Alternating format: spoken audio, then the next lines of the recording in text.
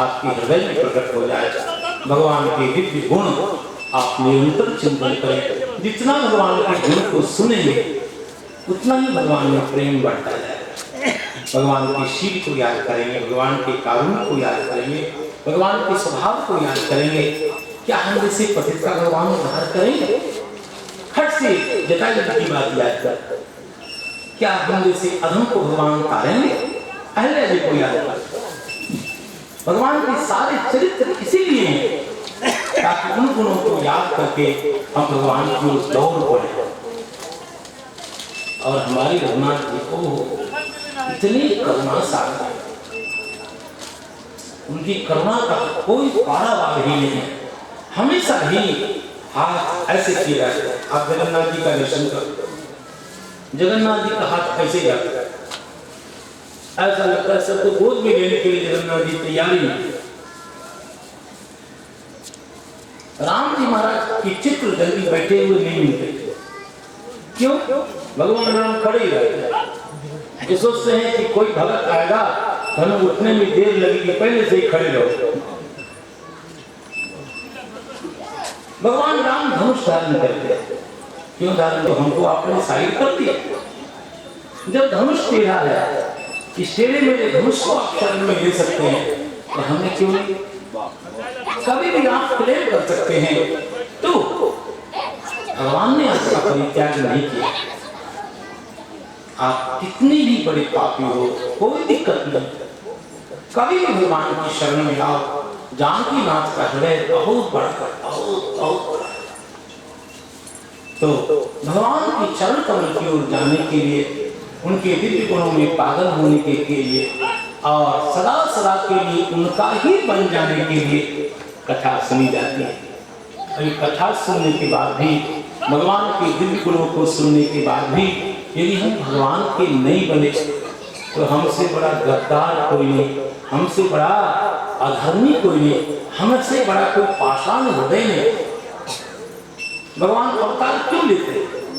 इसलिए लेते ताकि मेरे गुण सर्व समक्ष हो जाए, सर्व प्रत्यक्ष हो। निर्गुण निराकार और सगुण साकार में क्या अंतर है? निर्गुण निराकार में कोई दया ही नहीं है।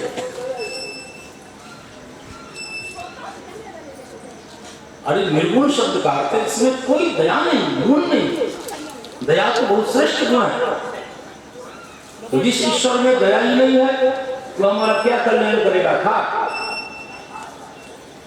भगवान जब अवतार लेते हैं, अरे जिसमें तुलसीदास ने कहा बिन पग चले सुने जिन गाना, अरे ऐसे अपंग अपाहिज ब्रह्म को लेकर हम आचार बनाए। अरे जिसके हाथ नहीं, चरण नहीं, हम प्रार्थना करेंगे तो उसके कान ही नहीं है तो सुनेगा था। हमें तो ऐसा समर्थ ईश्वर चाहिए जो हमारी प्रार्थना सुने, हमें हमारी दैवीय दशा पर हमारे साथ हो, हमारे दुख को दूर करे, हमारे अज्ञान को दूर करे।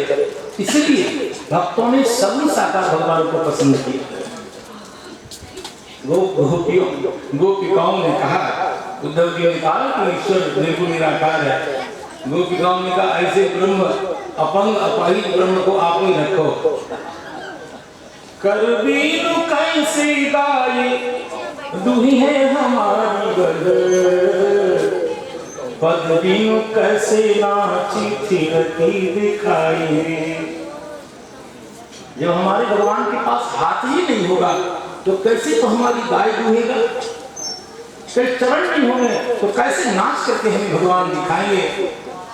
और भगवान के मुख ही नहीं होंगे तो कहाँ तो बांसुरी बजाएंगे, कैसे सुंदर सुंदर राग रागिनी को सुनाएंगे।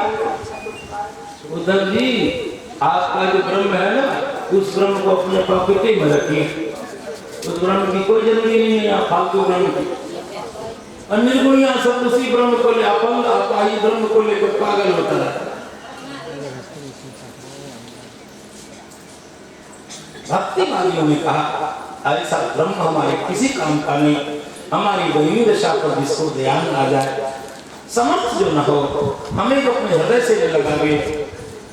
भगवान पतित को अपने हृदय में लगाने के लिए, अपना निबंध आश्लेष प्रदान करने के लिए अवतीर्ण होते हैं।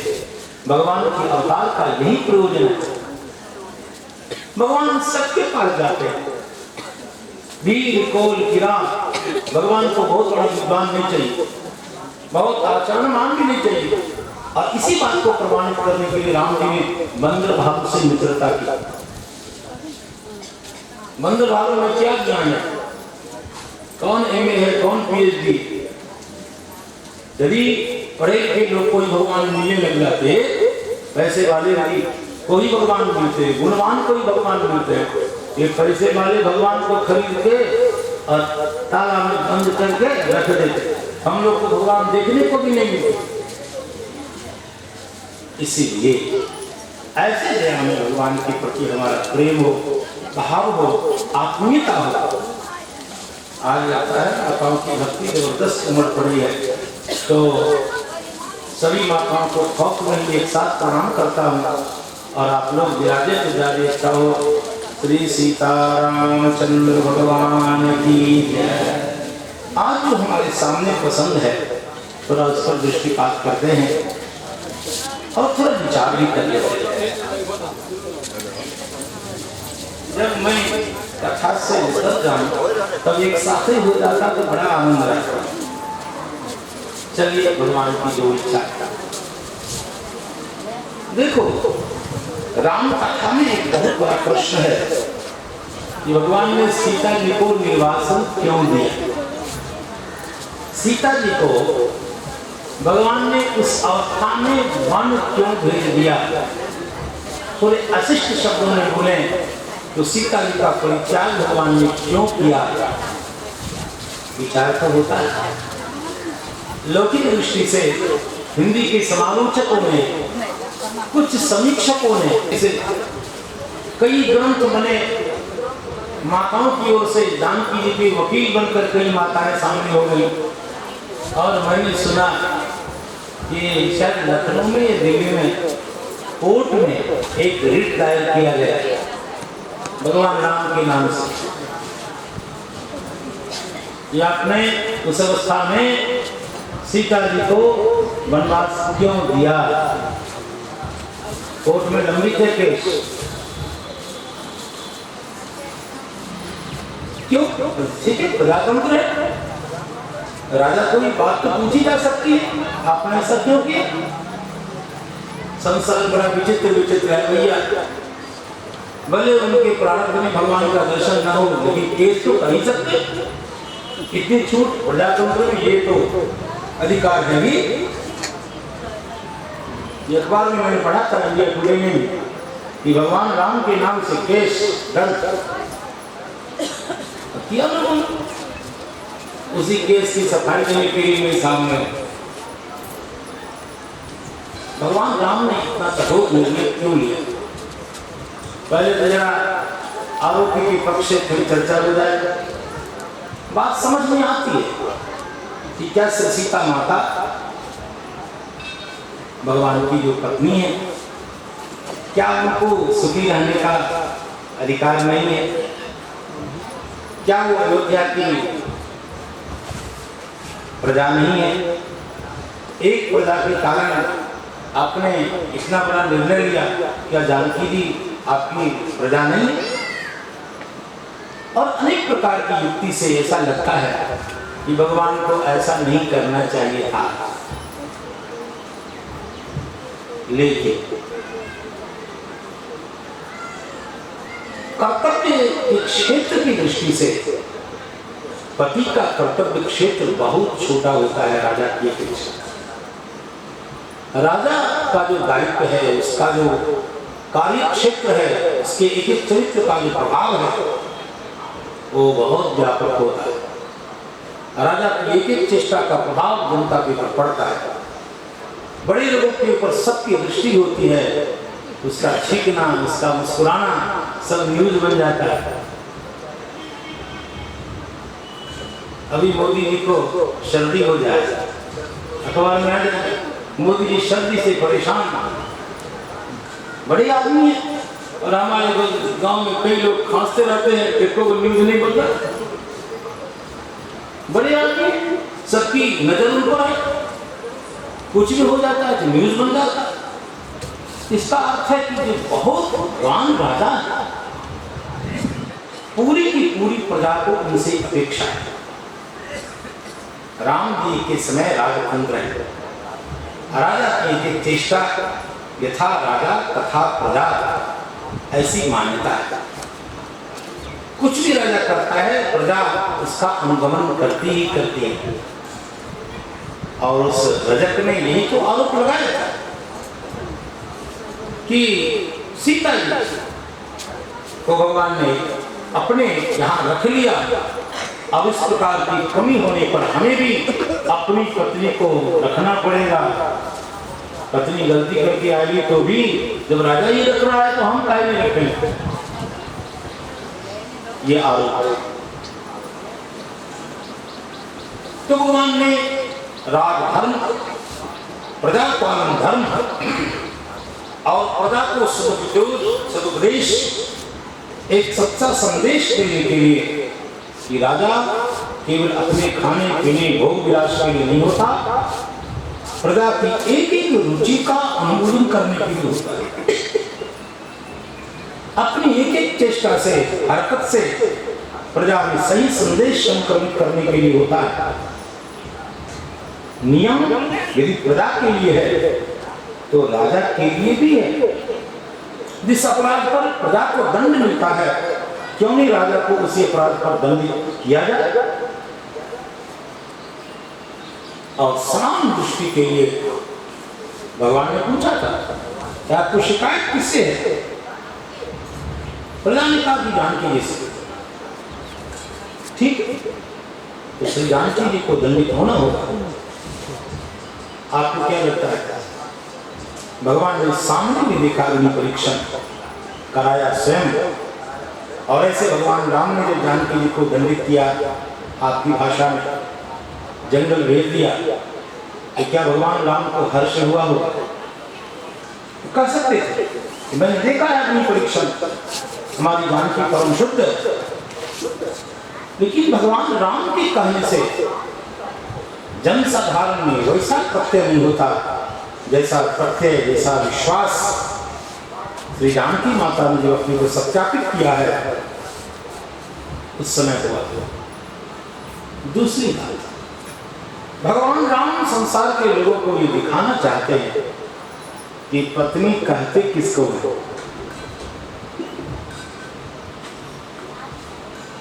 पत्नी तो हमारे पास, ये शरीर उसी का है, ये मन जीवन सब उसी का है। वो जैसे चाहे हमारा उपयोग करे, हमारा पूरा का पूरा जीवन उसकी प्रसन्नता के लिए। ये प्रेम का सही लक्षण है। और इसीलिए जानकी माता ने संसार को दिखाया। भगवान राम भी जानकी जी के पत्नी भाव और पूर्ण समर्पण को संसार के सामने प्रकट करना चाहते हैं। और इसीलिए अधिकार के साथ वो जानते हैं कि हमारी जानकी कैसी है, और इसीलिए पूर्ण अधिकार, पूर्ण विश्वास के साथ वन भेजा। और श्री जानकी जी ने अपने सारे संकल्प विकल्प ऊहापोह को छोड़कर भगवान के समर्पण को प्रमाणित किया और बताया कि सही अर्थ में पत्नी हूं, आपके मुख पंकज की मलामता हमें सहन नहीं है। तेरा वैभव अमर रहे मां, हम दिन चार रहे न रहे। हे भगवान, आपके यश को कोई कलंक न लगे, हमारी सत्ता रहे या न रहे। ये प्रेम होता है। तो त्याग किसको कहते हैं, समर्पण किसको कहते हैं, प्रेम किसको कहते हैं, भगवान इसको प्रमाणित करना चाहते हैं। और जगदम्बा के ऊपर ऐसा विश्वास है भगवान का। सीता माता को कोई कष्ट है क्या? कई लोग परेशान हो कि जानकी जी को बहुत कष्ट है, बहुत कष्ट है। उस अवस्था में जंगल में भेज दिया, कितनी दुखी हो रही होगी। ऐसा लगता है कि जानकी जी के वकील बन करके वो अपनी बात करे। जानकी जी को कहीं से कोई कष्ट नहीं है। जानकी जी अपने जीवन को सार्थक मान रही है। कि मुझे कभी सेवा करने का अवसर नहीं मिला, ये अवसर मिला है आत्मसमर्पण को प्रमाणित करने के लिए। जब संकट काल होता है तभी तो, अरे सोने की परीक्षा अग्नि में होती है, चंदन की सही खुशबू तब प्रकट होती है जब उसको भेजा जाए। तो हर्ष के दिनों में थोड़ी परीक्षा होती है, विपत्ति काले त्रीणी परीक्षा, उतासने हाटक संपरीक्षा, भावने शस्त्रभग्नाम परीक्षा।